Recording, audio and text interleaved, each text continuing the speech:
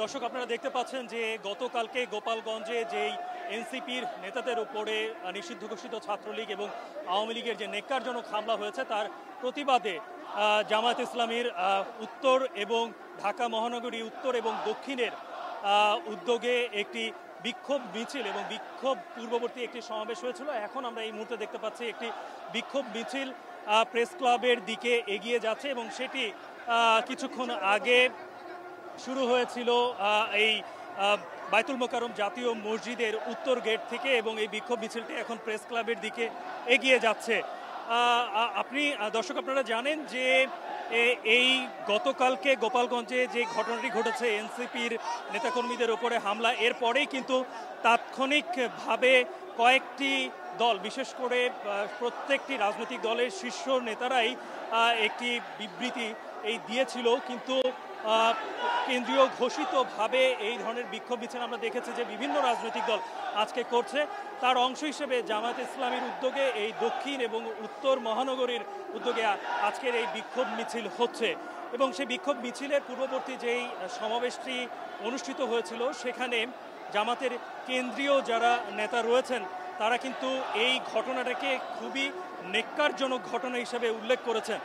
বিশেষ করে জামাতের কেন্দ্রীয় নেতা ডক্টর আব্দুল্লাহ মোহাম্মদ তাহের তিনি বলেছেন যে স্বরাষ্ট্র উপদেষ্টাকে মিস্টার অসহায় উল্লেখ করে তিনি বলেছেন যে এই ঘটনাকে নিয়ন্ত্রণে আনতে কিংবা আগে থেকে গোয়েন্দা তথ্য থাকার পরেও গোপালগঞ্জের মতো জায়গায় এই ধরনের একটি ঘটনা ঘটতে পারে সেটি বোঝার পরেও কেন এই ঘটনাকে নিয়ন্ত্রণ করা গেল না কিংবা এই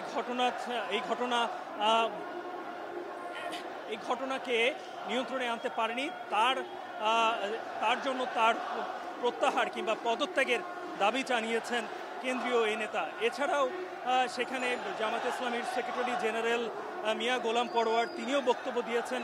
তার বক্তব্যে যেটি ফুটে উঠেছে সেটি হচ্ছে যে আগামীকালকে জামাতের মহাসমাবেশ অনুষ্ঠিত হবে ঢাকার এই সোহরাওয়ার্দী উদ্যানে, কিন্তু ঠিক এই সমাবেশের আগে এই ধরনের হামলা এটি অন্য কিছুকে আসলে ইঙ্গিত দিচ্ছে কিনা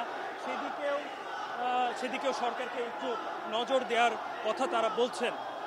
এছাড়াও যেহেতু সামনে নির্বাচন রয়েছে, এই নির্বাচনের ঠিক আগ মুহূর্তে এই ধরনের হামলা অন্য কোনো ষড়যন্ত্রের ইঙ্গিত দিচ্ছে কিনা সেটির প্রশ্নও এই জামাতের সেক্রেটারি জেনারেল মিয়া গোলাম পরোয়ার তিনি তুলেছেন।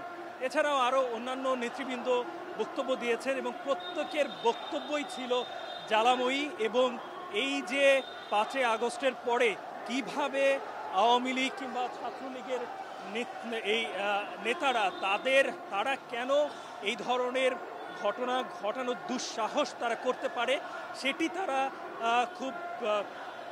তারা বলতে চাচ্ছেন যে এটাতে আসলে জাতি উদ্বিগ্ন, কারণ তারা তো এই 5 আগস্টে যেভাবে তারা গণহত্যা চালিয়েছে এবং সবথেকে বড় কথা এই পুরোটা সময় জুড়ে গত 15 বছর যেই শাসন ব্যবস্থা তারা কায়েম করেছিল বিরোধী মতকে দমনের জন্য, তারা গোপালগঞ্জে 5 আগস্টের পরে এই ধরনের ঘটানোর সাহস তারা কি করে পায় সেটিরও তারা প্রশ্ন তুলেছেন এবং এর সাথে যারা দায়ী রয়েছেন তাদেরকে দৃষ্টান্তমূলক শাস্তি যেন নিশ্চিত করা হয়, তাদেরকে গ্রেপ্তার করা হয়।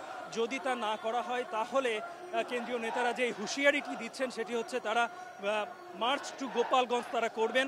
সারা দেশ থেকে তারা নেতাকর্মীদেরকে নিয়ে গোপালগঞ্জে যাবেন এবং সেখানে গোপালগঞ্জে যেই তারা বলতে চায় যে নিষিদ্ধ ঘোষিত ছাত্রলীগ এবং আওয়ামী লীগের তাদেরকে সেখানে বিতাড়িত করে গোপালগঞ্জকে স্বৈরাচারের দোসর মুক্ত করবেন বলে তারা ঘোষণা দিচ্ছেন। আগামীকালকে যেহেতু সোহরাওয়ার্দী উদ্যানে জামাতের বিশাল বড় মহাসমাবেশের তারা ডাক দিয়েছেন, বিভিন্ন জেলা বিভাগ এমনকি উপজেলা থেকেও জামাতের নেতৃবৃন্দ ইতিমধ্যেই ঢাকায় আসতে শুরু করেছে, নেতাকর্মী এবং সমর্থকরা। সেখানে কোনো বাধার সৃষ্টি যেন না হয় সেই বিষয়টিও তারা নজরে তুলেছেন। কালকের এই বিষয়টি যেন এমন কোনো ইঙ্গিত কিংবা এমন কোনোভাবে যেন প্রকাশ না হয় সেই ব্যাপারটার দিকেও সরকারকে তারা নজর দিতে চেয়েছেন। এছাড়াও তারা কেন্দ্রীয় নেতারা তারা বলতে চাচ্ছেন যে জামাতের এই সরকারের অনেকগুলো দুর্বলতা রয়েছে, যার মধ্যে একটি এই সরকার সিদ্ধান্ত যার মধ্যে এই এই সরকার সিদ্ধান্ত নিতে পারেন না কিংবা এরকম বিষয়গুলো আসলে উঠে আসছে। আমি যদি একটু জামাতের কয়েকজন কেন্দ্রীয় নেতার সাথে যদি একটু কথা বলতে চাই এবং জানতে চাই যে এই বিক্ষোভের কারণ এবং তারা আসলে কেন বিক্ষোভ করছেন।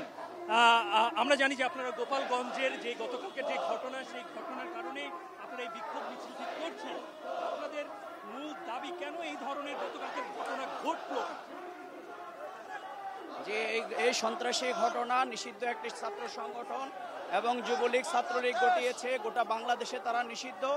আমরা মনে করি এটি প্রশাসনের একটি বড় ব্যর্থতা ছিল। অবিলম্বে তাদেরকে গ্রেপ্তার করে দৃষ্টান্তমূলক শাস্তি দাবি দিতে হবে। আর যদি এই দাবি সরকার পূরণ করতে গ্রেপ্তার করতে ব্যর্থ হয়, তাহলে গোটা বাংলাদেশের শহীদ বীর জনতা মার্চ টু আমরা সেই গোপালগঞ্জ ঘটনা করতে বাধ্য হব। আমরা একজন কেন্দ্রীয় নেতা যিনি ছাত্র শিবিরের সাবেক সভাপতি ছিলেন, তার সাথে আমরা কথা বললাম। আমরা যদি আরো দু একজনের সাথে কথা বলতে চাই, জানতে চাই, গতকালকের এই ঘটনার পরে নিশ্চয়ই আপনারা অনেক ধরনের অভিযোগ আপনাদেরকে আছে। সরকারের দিকে আপনাদের কি ইঙ্গিত গতকালকের ঘটনা?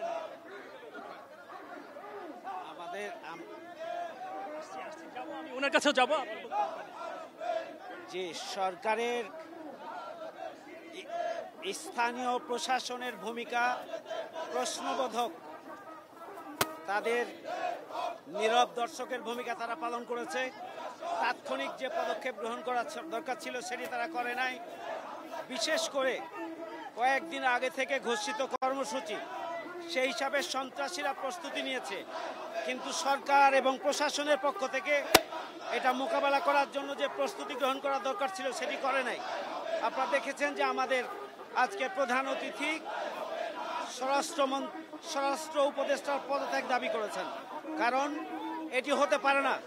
বাংলাদেশের একটি জেলা, যে জেলায় এভাবে পুরো প্রশাসনকে চ্যালেঞ্জ করে সন্ত্রাসীরা সেখানে জুলাই যোদ্ধাদেরকে অবরুদ্ধ করে রাখবে আর প্রশাসন কোনো কার্যকর পদক্ষেপ গ্রহণ করবে না, সেটি কোনোভাবেই গ্রহণযোগ্য হতে পারে না। আমরা আজকে তার প্রতিবাদে সমাবেশ ডেকেছি। আমরা এটি তীব্র নিন্দা এবং প্রতিবাদ জানাচ্ছি এবং আগামী দিনে সরকার আরও সাহসিকতার সাথে কার্যকর পদক্ষেপ গ্রহণ করবে সেই প্রত্যাশা আমরা এবং সেই দাবি আমরা জানাচ্ছি। ধন্যবাদ আপনাকে। আমি একটু জামাতের সেক্রেটারি জেনারেলের বক্তব্য রাখতে চাই যে আগামীকালকে আপনাদের মহাসমাবেশ ঢাকাতে, আপনি বলছিলেন আপনাদের যে এখানে ষড়যন্ত্রের একটা আভাস আপনারা পাচ্ছেন। গতকালকের ঘটনা কি করে আগামীকালকে সমাবেশকে বানচাল করতে পারে আপনার বলে মনে হচ্ছে? আমরা গোপালগঞ্জের ঘটনার কারণে সরকারকে অনেকটা দুর্বল এবং অসহায় মনে করছি। ভিন্ন ভিন্ন দলের সভা সমাবেশের উপর এরকম দিনের বেলার হামলা যারা প্রতিরোধ করতে পারে না, অপরাধীদের আটকাতে পারে না, তাহলে অন্যান্য দলের সভা সমাবেশ, রাজনৈতিক কর্মসূচি নিশ্চয়ই একটা চ্যালেঞ্জের মধ্যে পড়তে পারে। সেই কারণে আমরা মনে করি যে এটা একটা পরিকল্পিত, একটা অপরিণামদর্শী সন্ত্রাসী চক্রের যাত্রা মনে হয় শুরু হলো। এটা অঙ্কুরেই বিনাশ করা দরকার। সরকারের প্রধান উপদেষ্টা, মন্ত্রী পরিষদ, আইন শৃঙ্খলা নিরাপত্তার দায়িত্বে নিয়োজিত সকল বিভাগ এবং সংস্থাকে এক্ষুনি কঠোর না হলে জাতীয় নির্বাচনের পূর্বে রাজনৈতিক দলগুলোর সভা সমাবেশ, রাজনৈতিক কর্মসূচি নিরাপদ থাকতে পারে না। এজন্যই আমরা মনে করি এর গভীরে গিয়ে এর পেছনে কোনো চক্র কাজ করছে কিনা, দেশকে আরো অস্থিতিশীল করে সেই ফ্যাসিবাদের নতুন একটা স্পেস করবার কোনো চক্রান্তের পেছনে আছে কিনা, এর গভীরেই সরকারকে প্রবেশ করতে হবে এবং সেটা শক্ত হাতে বন্ধ করতে হবে। কথা বলছিলাম জামাতের সেক্রেটারি জেনারেল মিয়া গোলাম পরোয়ারের সাথে। তিনি যেটি আসলে বলছেন যে এই ঘটনার পেছনে আসলে অন্য কোনো ষড়যন্ত্র রয়েছে কিনা, বিশেষ করে যেহেতু আগামীকালকে তাদের যে মহাসমাবেশ সেটি অনুষ্ঠিত হবে এই সোহরাওয়ার্দী উদ্যানে। এখানে সারা বাংলাদেশ থেকে কেন্দ্রীয়, জেলা, উপজেলা পর্যায়ের নেতাকর্মীরা এবং সাধারণ সদস্যরাও তারাও আসবেন। তো সেটাকে আসলে কোনোভাবে বাধাগ্রস্ত করার একটি ষড়যন্ত্র কিনা সেই বিষয়টি তারা খতিয়ে দেখার কথা বলছেন। এছাড়াও জামাতের যিনি দক্ষিণের আমির, তিনি বলছেন যে আজকের এই মিছিলের পূর্ববর্তী যেই সমাবেশটি হয়েছিল সেই সমাবেশে যিনি প্রধান অতিথি ছিলেন ডক্টর আব্দুল্লাহ মোহাম্মদ তাহের, তিনি যে দাবিটি তুলেছেন যে বর্তমান স্বরাষ্ট্র উপদেষ্টা তিনি মিস্টার অসহায় আখ্যা দিয়ে তিনি বলেছেন যে অতি শীঘ্রই এই ঘটনার দায় নিয়ে তাকে পদত্যাগ করতে হবে, নয়তো সরকারের কাছে তিনি দাবি তুলেছেন তাকে প্রত্যাহার করার। কারণ তারা যেই জিনিসটি বারবার বলতে চাচ্ছেন যে জুলাই পরবর্তী পরে জুলাই যোদ্ধাদের উপরে হামলা, এটি আসলে কোনোভাবেই মেনে নেওয়া যায় না এবং তারা মেনে নিতে পারছেন না। আরও একটি বিষয় কিন্তু এই বিক্ষোভ মিছিলের পূর্ববর্তী মহাসমাবেশ থেকে কেন্দ্রীয় নেতারা বলছেন যে জুলাই পরবর্তী সময়ে দেখা গেছে যে রাজনৈতিক দলগুলোর মধ্যে একটি বিভক্তি তৈরি হয়েছে।